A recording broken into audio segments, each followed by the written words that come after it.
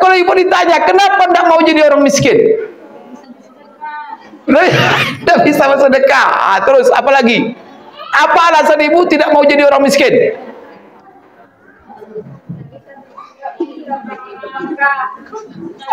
Apa?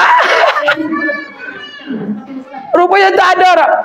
Bu, kalau ibu dibilang orang, ibu orang miskin, kira-kira tersinggung ibu enggak? Tersinggung. Ibu merasa rendah kah kalau dibilang orang miskin? Karena miskin itu rendah. Itu namanya orang miskin. Satu orang pun manusia kalau normal tidak mau jadi miskin. Semuanya kepengen jadi orang kaya. Sebab kalau jadi orang kaya kita, la ilaha illallah, semua orang ngaku bahwa kita ini keluarga di, oh itu pemilih saya, itu katanya itu pemilih saya, wow itu teman saya, itu kalau kita orang kaya. Tapi coba bapak ibu-ibu orang miskin, mana kira? Nah, karena saudara kandung sendiri mengatakan, itu tidak kenal saya itu. Padahal saudara, karena orang miskin, saudara kita aja tidak ngaku gitu kadang-kadang. Ah, begitulah miskin itu, sedih jadi orang miskin. Ibu-ibu sekalian, alhamdulillah.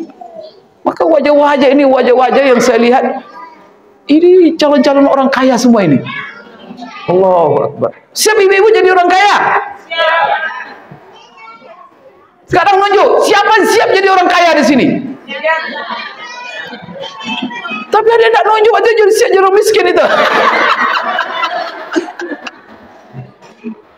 La ilaha illallah. Ibu-ibu sekalian, pokoknya saya selalu mengatakan ada 4 tingkatan hidup.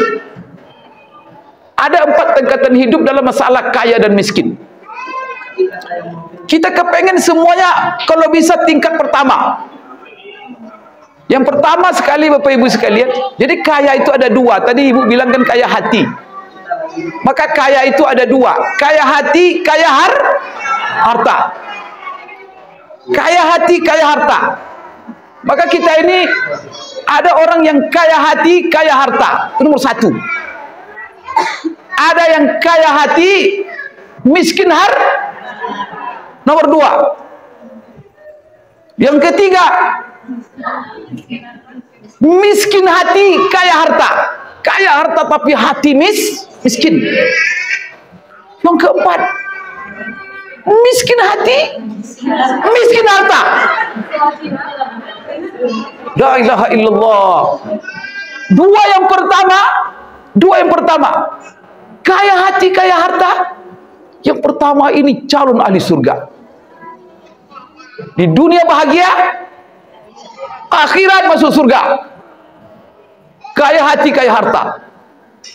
Yang kedua, kaya hati, miskin harta. Nah, ini orang begini gimana ini? Ini juga ahli surga.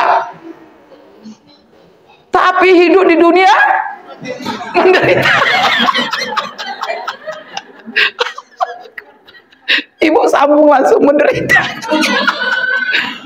Tapi hati kaya. Allahu Akbar. Ini juga ahli surga. Bahkan Rasulullah berdoa supaya dikumpulkan bersama orang-orang sejenis ini. Maka kata Rasulullah, ya Allah, Allahumma amitni miskina. Ya Allah, matikan saya dalam kondisi Maksud itulah orang yang kaya hati tapi walaupun miskin harta. Kemudian Allah Rasulullah juga apa? Tolong kumpulkan saya bersama-sama orang miskin. Sebenarnya itu adalah Rasulullah ingin menghibur orang-orang Kenapa? Karena hidupnya tapi tetap taat beragama. Allah, Rasulullah menghibur mereka. Tapi bukan berarti Rasulullah nyuruh kita miskin harta. Enggak, itu salah itu. Kenapa? Karena orang-orang di sekitar Rasulullah banyak yang kaya hati dan kaya harta. Siapa yang kaya hati, kaya harta di sekitar Rasulullah SAW? Abu Bakar Siddiq, konglomerat sahabat itu.